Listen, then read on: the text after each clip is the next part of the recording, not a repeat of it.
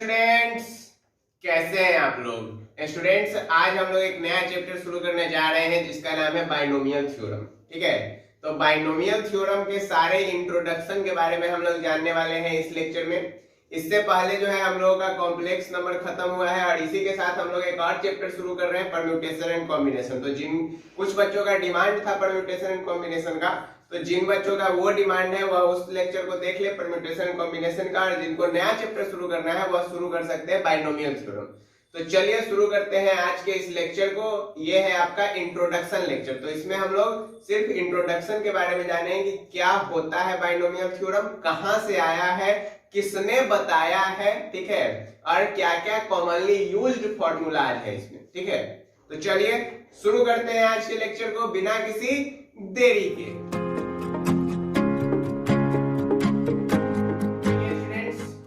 अपना जो ये है बाइनोमियल थ्योरम, इसमें हम लोग क्लास 10th में एक चीज पढ़े थे। दिया किसने, इस पे भी आएंगे। क्लास 10th में एक टर्म हुआ करता था मोनोमियल, फिर आया बाइनोमियल, फिर आया क्या, बाइनोमियल। उसके बाद हम लोगों ने पढ़ा था ट्राइनोमियल। ठीक है, इन सभी चीजों के बारे में हम लोगों ने पढ़ा था कब, क्लास 10th में, 9th में ही पढ़ा है। तो मोनोमियल क्या होता था, मोनोमियल होता था वो जिसमें कि सिर्फ और सिर्फ कोई एक टर्म होता था। ठीक है, बाइनोमियल में क्या होता था, बाइनोमियल में अपना दो टर्म होता था। ठीक है, x प्लस वाई या फिर y प्लस जेड या फिर z प्लस √2, इस प्रकार का कोई भी दो टर्म आपका बाइनोमियल में आता था। ट्राइनोमियल में अपना क्या होता था, ट्राइनोमियल में कोई तीन टर्म आता था, जैसे x plus Y plus Z, z plus w plus v, इस प्रकार का कुछ, मतलब कोई तीन टर्म रहे तो बाइनोमियल सॉरी ट्राइनोमियल कहते थे। एक टर्म वाले को मोनोमियल, दो टर्म वाले को बाइनोमियल और तीन टर्म वाले को हम लोग कहते हैं ट्राइनोमियल। ठीक है, तो यह जो बाइनोमियल है इसमें बहुत सारे मैथमेटिशियन का हाथ है। बाइनोमियल चीज जो है, बाइनोमियल थ्योरम जिस चैप्टर के बारे में हम लोग पढ़ते हैं बेसिकली, इसमें बहुत सारे मैथमेटिक्स का हाथ है, मैथमेटिशियन का हाथ है। ठीक है, लेकिन आपको जो बुकों में लिखा हुआ मिलेगा उसमें सबसे ज्यादा नाम आपको आता है न्यूटन साहब का। सर आइजैक न्यूटन को इस चैप्टर का श्रेय दिया जाता है, लेकिन और भी मैथमेटिशियन हैं जिन्होंने इस बारे में बताया। ठीक है, एक है आपके भास्करा सेकेंड। ठीक है, भास्करा सेकेंड को क्यों इसका श्रेय दिया जा रहा है, इसलिए दिया जा रहा है क्योंकि बाइनोमियल थ्योरम जो है वह रिलेटेड है आपका परम्यूटेशन एंड कॉम्बिनेशन से। ठीक है, तो परम्यूटेशन एंड कॉम्बिनेशन से रिलेटेड होने के कारण यह भास्करा से रिलेटेड है, जिन्होंने की एक किताब लिखा था जिसका नाम था लीलावती।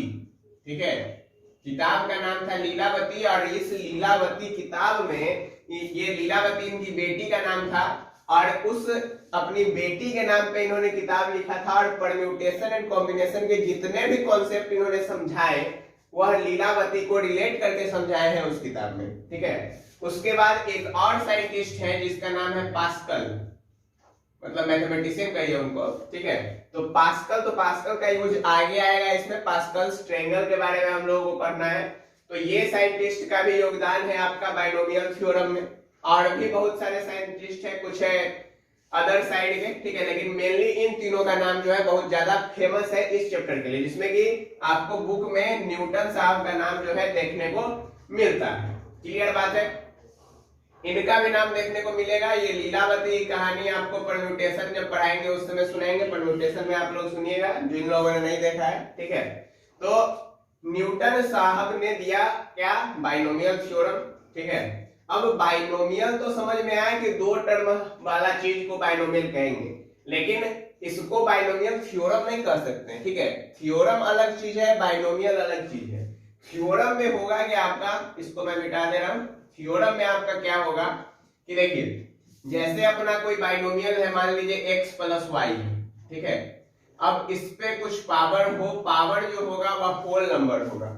ठीक है, तो इसको कहा जाता है, जैसे कि अब हम लिखे x प्लस वाई पे पावर 1, x प्लस वाई पे पावर 1, x प्लस वाई पे पावर 2, x प्लस वाई पे पावर 3, इस प्रकार से x प्लस वाई पे पावर कितना, n तक। ठीक है, तो ये जो है अपना, ये क्या है, इसको हम लोग कहते हैं बाइनोमियल थ्योरम। क्या कहते हैं इसको स्टूडेंट्स? बाइनोमियल थ्योरम कहते हैं।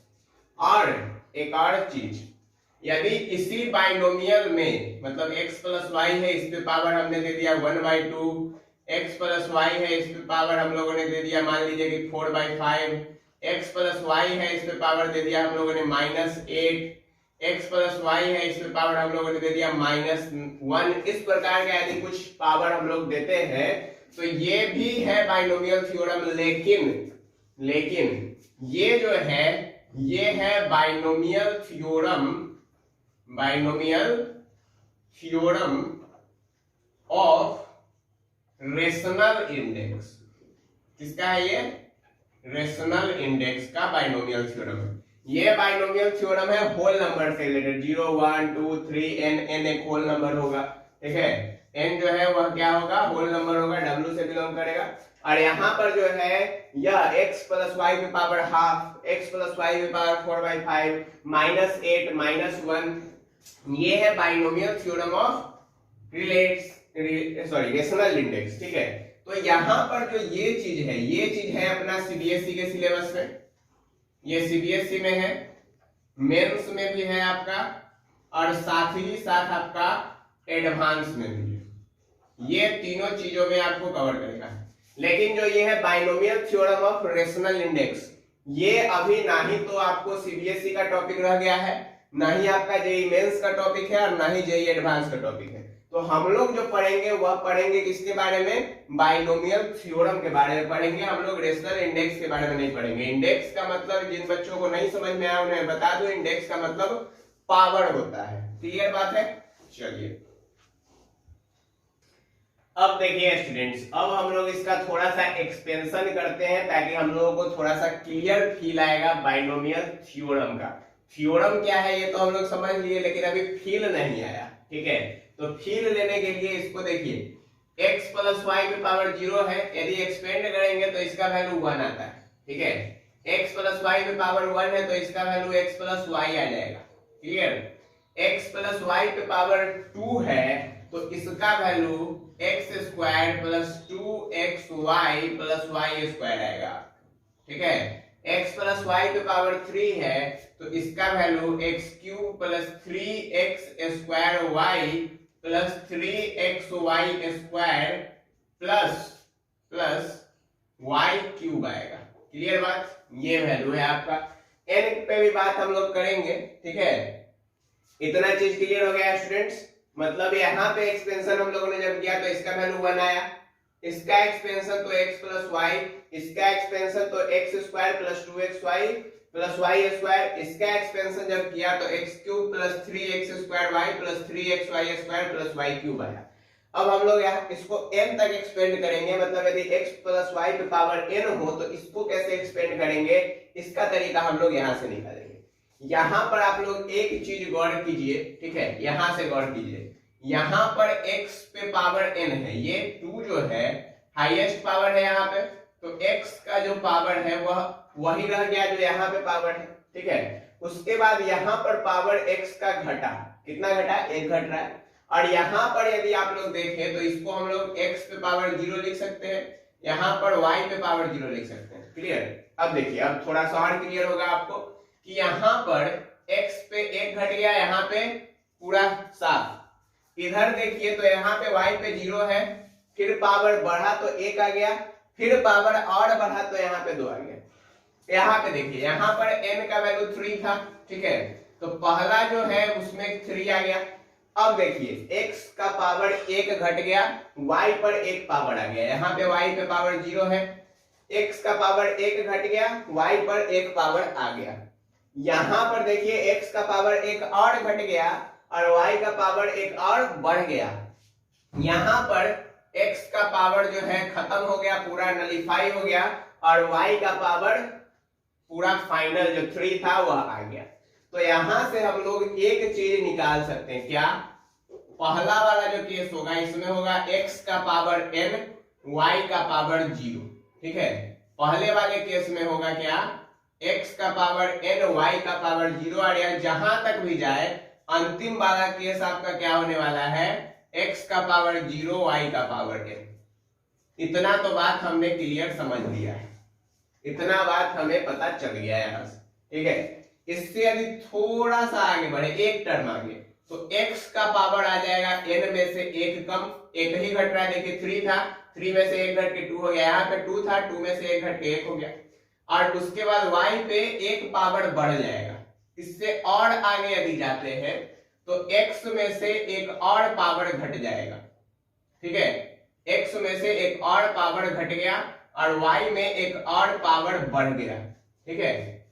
उससे थोड़ा सा और आगे जाइए, ठीक है, तो देखिए x में एक और पावर घट जाएगा और y में एक और पावर बढ़ जाएगा, और यह कहां तक जाएगा, यह y के हाईएस्ट पावर मतलब जो n का वैल्यू होगा वहां तक जाएगा, और x कहां तक जाएगा, जहां तक कि x 0 नहीं हो जाता है।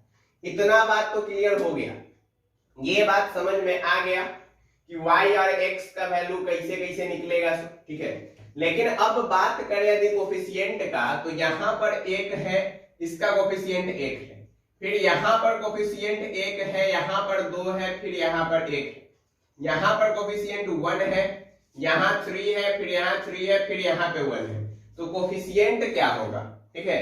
तो कोफिशिएंट जो होगा वह होगा, इसको यदि हम लोग कॉम्बिनेशन से रिलेट करके देखें, कॉम्बिनेशन से यदि रिलेट करके देखें तो इसको हम लोग लिख सकते हैं 1c0 x plus 1c1 y, ठीक है। इसको यदि कॉम्बिनेशन से रिलेट करें तो इसमें आएगा 2c0 x square plus 2c1 xy plus 2c2 y, ठीक है। इसको यदि रिलेट करें तो इसमें आ जाएगा 3c0 x cube plus 3c1 x square y plus 3c2 x y square और प्लस 3c3 y पे पावर आ गया 3, क्लियर। यदि इसको यहां पर रिलेट करें, ये n है सपोज कर लीजिए, तो इसको यदि यहां से रिलेट करें तो यहां से हमको एक्सपेंशन का फॉर्मूला मिल रहा है। फॉर्मूला क्या मिल रहा है, देखिए सबसे पहले nc0, ठीक है, उसके बाद आया nc1, फिर क्या आया nc2 आ गया आपका, फिर यहाँ पर nc3 आ गया, और कहां तक गया तो ncn तक गया। कहां तक गया, ncn तक गया। देखिए 3c0 था, पहला 0, फिर आया 1, ठीक है, फिर आया 2, फिर आया 3, तो ये 3c3 है, तो n का वैल्यू 3 है, तो इसके कारण यहाँ पर यह खत्म हो गया, तो ncn हो गया यहाँ पे, और इसका वैल्यू क्या होता है 1 हो जाएगा। यहाँ पे 3c1 है तो इसका वैल्यू 3 आ जाएगा, इसलिए यहाँ पे 3 आ गया। अब इस चीज को जो है, इस चीज को पास्कल ने देखा, ठीक है, इस चीज को, इस पूरे चीज को पास्कल ने देखा, तो उन्होंने एक दिमाग लगाया। दिमाग क्या लगाया, उन्होंने एक पास्कल ट्रेंगल नामक चीज की खोज कर दी। पास्कल ट्रेंगल क्या था कि सबसे पहले देखिए यहाँ पे जब 0 था तो यहाँ पे वैल्यू 1 आया था, ठीक है। उसके बाद इस दोनों का कोफिशिएंट 1 1 है, इसका भी 1 और y का भी 1। अब देखिए, अब कोफिशिएंट यहाँ पे 1, यहाँ पे 2, फिर से 1, मतलब 1 है, फिर 2 है और फिर 1 है। इसके बाद का कोफिशिएंट देखिए, तो इसके बाद का कोफिशिएंट 1 है, फिर 3 है, फिर 3 है और फिर 1 है। तो देखिए अब यहां से आपको एक चीज दिखेगा, क्या दिख रहा है, ये 1 तो एज इट इज रहा, यहां पर भी 1 आपको नॉर्मल दिख रहा है, ठीक है, कोई समस्या नहीं। लेकिन इस 1 को इधर की तरफ एक्सपेंड किए, इस 1 को इधर की तरफ एक्सपेंड कर दिया, कोई समस्या नहीं। लेकिन ये जो 2 है, यदि हम इस दोनों 1 का सम कर दे, इस दोनों 1 को जोड़ दे तो हमको 2 मिल जाएगा। यदि इस दोनों को जोड़ दे 1 और 2 को, तो यहाँ पे 3 मिलेगा, इस दोनों को जोड़ दे तो यहाँ पे 3 मिलेगा, ठीक है। इसके बाद यदि आगे चले पावर 4 में, तो यहाँ पे इस दोनों को जोड़ेंगे तो 5 मिलेगा, फिर जोड़े तो 6 मिलेगा, 4 मिलेगा, 5 नहीं सॉरी, यहाँ 4 मिलेगा, फिर यहाँ 6 मिलेगा, फिर यहाँ पे 4 मिलेगा और फिर इधर 1 मिलेगा। यदि इसी चीज को हम पावर 5 में लगाएं तो इधर तो 1 ही रह जाएगा, ठीक है। 1 4 जुड़ के यहाँ पे 5 हो जाएगा, फिर 4 6 जुड़ के 10 हो जाएगा, फिर से 10 हो जाएगा, फिर 5 हो जाएगा और फिर 1 हो जाएगा, ठीक है। तो यहाँ पे आपको हर एक स्टेप पे एक ट्रायंगल बनता हुआ दिखेगा। क्या होगा, एक ट्रेंगल बनता हुआ दिखेगा आपको हर एक स्टेप पे। तो इस चीज को पास्कल ने जो है नाम दे दिया पास्कल्स ट्रेंगल। ठीक है, ये है एक, मतलब ये आप कहां तक यूज कर सकते हैं, कुछ टर्म तक, जैसे कि x का पावर 5 हो गया, 6 हो गया, यहां तक आप आसानी से यूज कर सकते हैं। उसके बाद जो है आपको यूज करने में थोड़ा समस्या होने लगेगा।